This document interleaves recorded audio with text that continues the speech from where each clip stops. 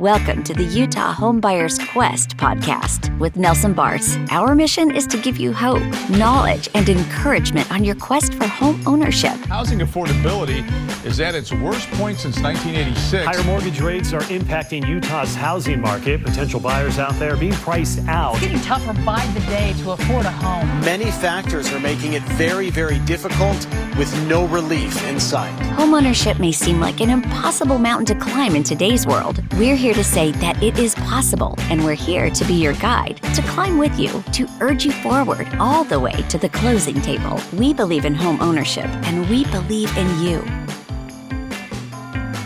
Well, hello, homebuyers. Welcome back to another episode. My name is Nelson Bars. I'm a mortgage broker. I've helped thousands of people purchase homes, and I'm here to help you on your journey, on your noble quest to become a homeowner. Did you know that when you're setting up your mortgage, you can save or waste a lot of money on mortgage insurance? This episode is all about mortgage insurance. You'll hear it called PMI, and also sometimes it's called upfront funding fees if you're doing a government loan. And I want to teach you how you can save money, how you can set up your loan to be thousands and thousands of dollars cheaper for you if you're careful about mortgage insurance. So first, before we dive into the nuts and bolts, I just want to ask the question, is mortgage insurance good or bad? I think the gut reaction of a lot of people in our industry would be that it's bad. Well, it's good for the banks, but it's bad for everyone else. But I want you to look with me for a minute about what life was like before mortgage insurance came about. And so to show you this, I've got a little chart here. These are some slides from a presentation that I normally do for real estate agents when we talk about different down payment levels and mortgage insurance.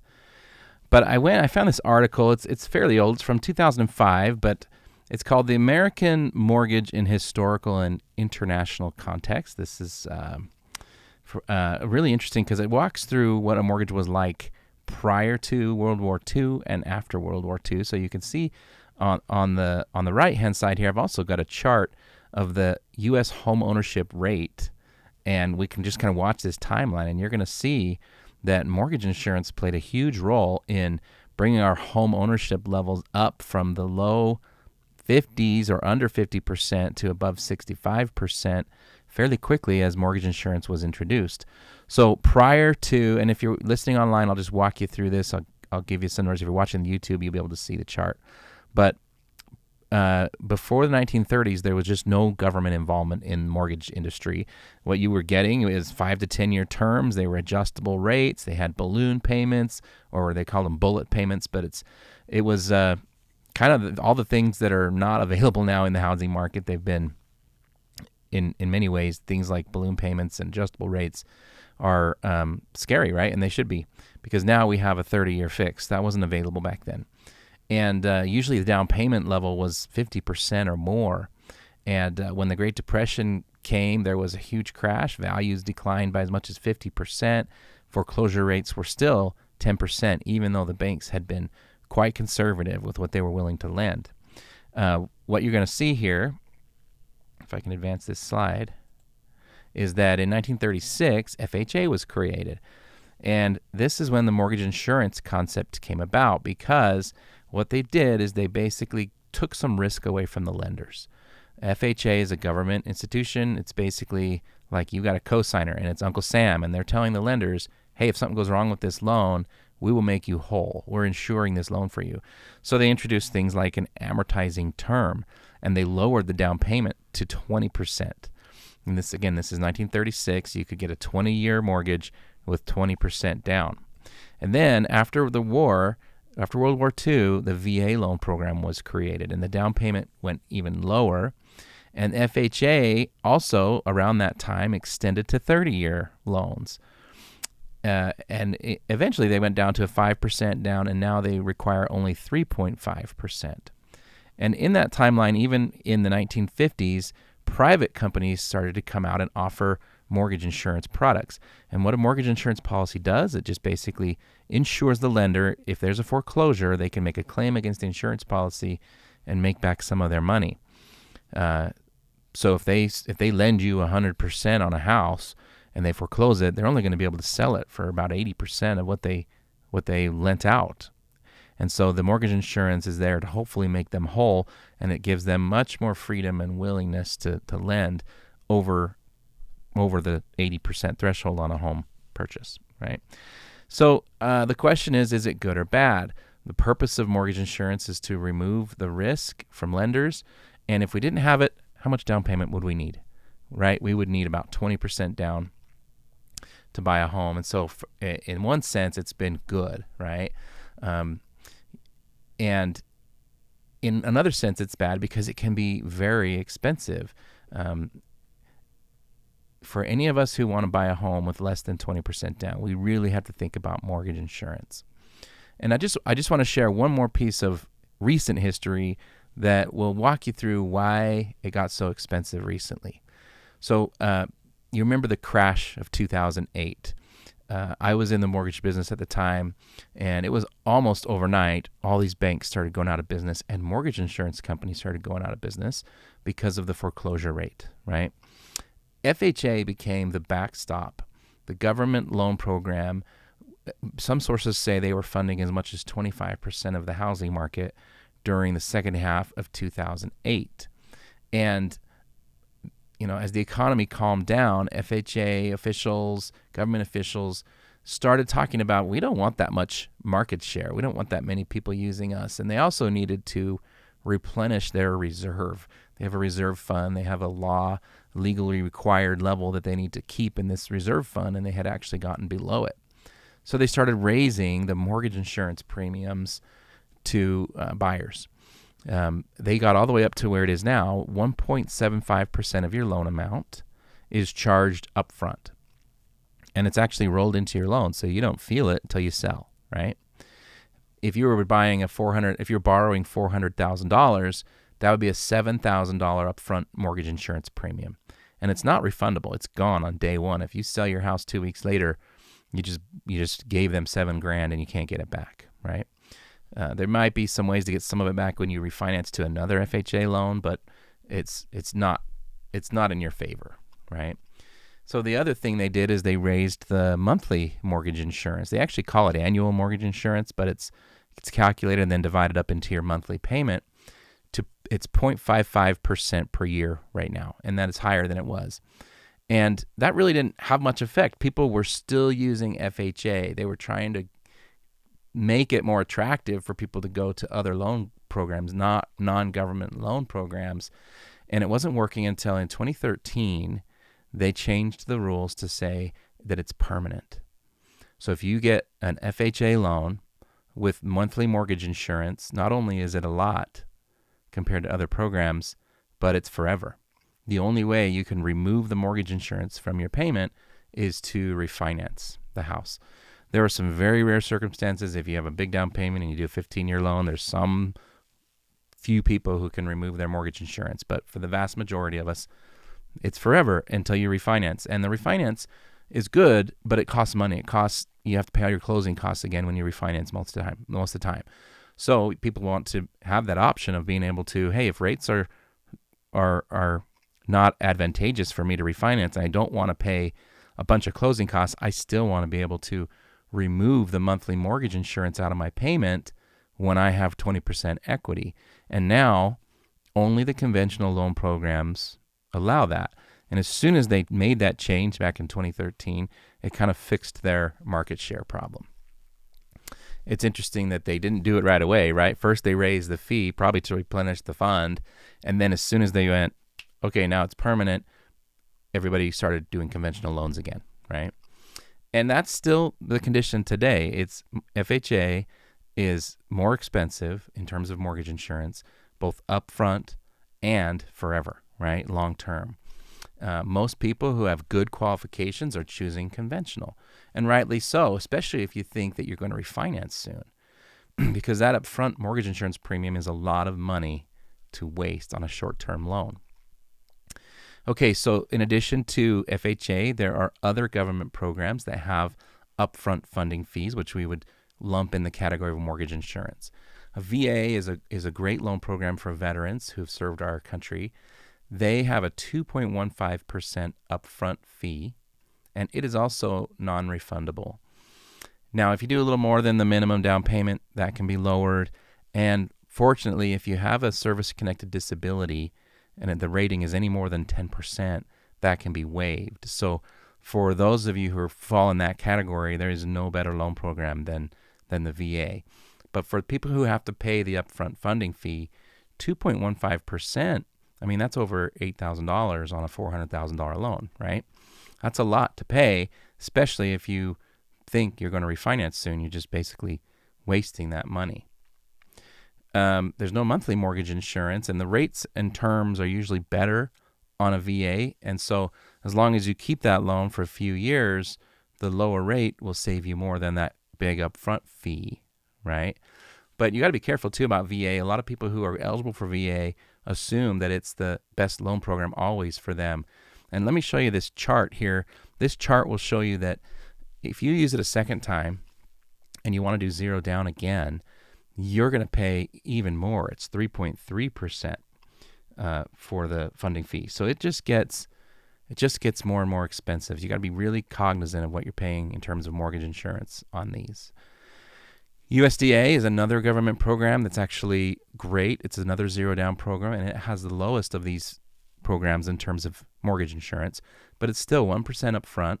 So on a $400,000 loan, that's $4,000, right? And that's better than the $7,000 from FHA, but it's still a lot worse than zero. And the annual is 0.35%. So instead of paying $1,883 a month for an FHA loan in this category of $400,000, it'd be like $116 a month. So you could see just by focusing, even if you only had those three loan options, we could save you a few $1,000s and about $70 a month just by choosing the right loan program, strictly focusing on mortgage insurance. Okay, but if you have good credit, the place where you can really save money on mortgage insurance is on a conventional mortgage. And remember, as we're talking about this, the minimum down payment for conventional is 3%. And there are a lot of places to come up with that 3%, including down payment assistance programs that we talked about on our previous episode called 25 Down Payment Sources. But the nice thing about conventional is there's no upfront mortgage insurance at all. So right away, you got a $7,000 advantage over an FHA loan if you're borrowing $400,000. You could choose to do some upfront mortgage insurance, and we'll talk about that in a moment, but it by default, that's zero, right? And then the amount you pay monthly is very different for every buyer. If you have good credit with 3% down, it's usually around 0.35% per year. So again, $400,000 loan, that would calculate out to be $116 a month. And it's removable when you have 20% equity without paying the fees to refinance your loan. So not only is it $7,000 better at the beginning, but it's better long-term as well. If you don't want to refinance, or if rates never go down and a refinance never really is to your advantage, then you don't have to do it.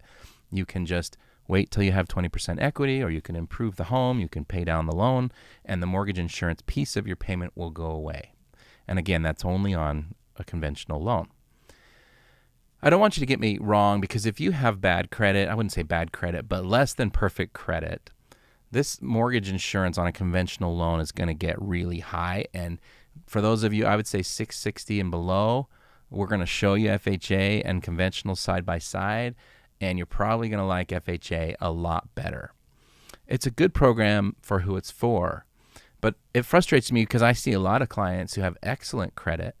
They have been quoted and sold an FHA loan by a different lender because of the interest rate. FHA always has a little bit more exciting interest rate. And then these other lenders, they kind of brush past the upfront mortgage insurance fee. It's almost like they don't even mention it because it's not something you have to pay out of pocket, right? It just gets rolled in. And then in the same breath, they talk about, well, soon we'll refinance you. So just blow that $7,000 on your $400,000 loan. You never get it back, and we'll refinance you later. And the problem is that big upfront fee gets in the way when you want to refinance, because if you want to go to a conventional loan with better mortgage insurance terms, you need 5% equity on a refinance. Well, if you're starting out with less than 3% equity and you're rolling in a $7,000 fee, it's going to take a couple years to be able to accrue enough equity to even refinance. So you got to be really careful. Back to conventional, just so you know, how much down payment you do influences your mortgage insurance a lot. So if you do 20% down, there's no MI, right? There's no mortgage insurance. And by the way, that's not the case with FHA. It doesn't matter how much down payment you do on an FHA loan. If it's a 30-year loan, it's always going to have the same amount of mortgage insurance, 0.55% of your loan amount per year. But what if you can get on a conventional, what if you can get close to 20%, but you're not quite there? If you do 15% down, you may have mortgage insurance that's like $50 a month. And remember, that's removable when you hit that 20% equity threshold, which may only be a couple of years. And so I know a lot of people, I talk to a lot of clients who are holding out because they've been told they've got to get to 20% down. So they're saving, they're scratching, and they're waiting while house prices keep going up, right? They've probably just heard the mortgage insurance is bad, and whoever's talking to them is probably scarred from their first FHA loan that had $200 a month mortgage insurance forever. They could not get rid of it because they couldn't refinance, and it's just like a ball and chain, right? But if you go conventional and you have good credit, your mortgage insurance is going to be very reasonable, and it's going to be removable without a refinance. And the other thing I mentioned, I'd get back to this, is that the upfront nature of mortgage insurance. The cool thing about a conventional loan is that if you want, you can choose to pay upfront rather than monthly. Or you could even do some combination of both. And almost always this will result in a net savings to you. For example, if you're being quoted monthly of $118 a month, and it shows that should go away in about 10 years. So overall, that's like a $12,000 cost, right? Almost. Well, the mortgage insurance company may offer a one-time payment of $6,000 or $7,000 to buy the same coverage that lasts for the entire term of your loan, or as long, you don't even care how long, because it really only applies to the lender. They're the beneficiary of the policy. But it can save you a lot of money to do up front. The problem is, right now, I would only recommend you do that if you plan on keeping your loan for a long time. And right now, I don't know too many people who plan on keeping their loan for a long time. They want better interest rates. They believe they're coming soon, and they want to refinance. So anyway, conventional just gives you a lot of options. There's a lot of nuance to how you can select your mortgage insurance. Your credit score is a huge factor, your down payment. I quoted a client yesterday that if he does 3% down versus 5% down, he can save almost $100 a month on his mortgage insurance. And that's not the case for every borrower, but where he fit on the scale with his credit score, it might be worth it for him to come up with a little bit more down payment to have a better mortgage payment, right? So let me summarize. Mortgage insurance overall, it's a bit of a deep rabbit hole, and you should pay attention to it. You can really save, or you can waste a lot of money on mortgage insurance. It's good in the sense that it removes some risk from the banks so they can feel comfortable lending to first-time buyers who don't have 20% down. But the rules of thumb I think you should follow is that if a refinance is in your future plans, focus on low fees, and this includes no upfront mortgage insurance if you can. Choose the monthly mortgage insurance that's removable without a refinance if you can. And depending on your credit score, you may love the FHA quote, right? And so my advice is to look at all your options on paper, and these are things that I can easily lay out for you in columns, side by side, and then also focus on a realistic time horizon. Don't let people talk to you about, over the life of the 30-year span of this loan, this deal's better, right? If you hear someone saying that, you can just stop them and say, okay, look, I expect the life of this loan to be 2 to 3 years. Let's look at that time horizon and decide which loan is better. And in my opinion, right now, the ones with no upfront mortgage insurance and a low monthly mortgage insurance is going to be thousands and thousands of dollars better for you. Anyway, that's this episode. And as you can see, there's a lot to know about mortgage insurance. And the best part about it is you don't have to know it all, because you can let me guide you. You can let me lay these options out on paper for you and show you it's easy to make a decision. Once you see them on paper, you'll know. And that's what I do for my clients. I would love to make you my client if you are interested in getting pre-approved and getting the best deal you're eligible for on your mortgage. give me a call. Let's have a consultation. Let's get you ready to buy a home. Thank you very much. Thank you for listening, and we'll see you again on the next episode. Thank you for listening to the Utah Homebuyers Quest podcast with Nelson Bars, your place for a strong dose of inspiration and knowledge so you can stay on top of your quest for home ownership. If you have a question or comment for the show, we'd love to hear from you. Visit homebuyersquest.com to record a voice memo or submit your question. You can also join our Facebook community to interact with experts and fellow travelers. Search Homebuyers Quest on Facebook to find the group and join the conversation. But with just a simple click to subscribe, we'll invite you back to the next episode. And remember, we believe in home ownership and we believe in you.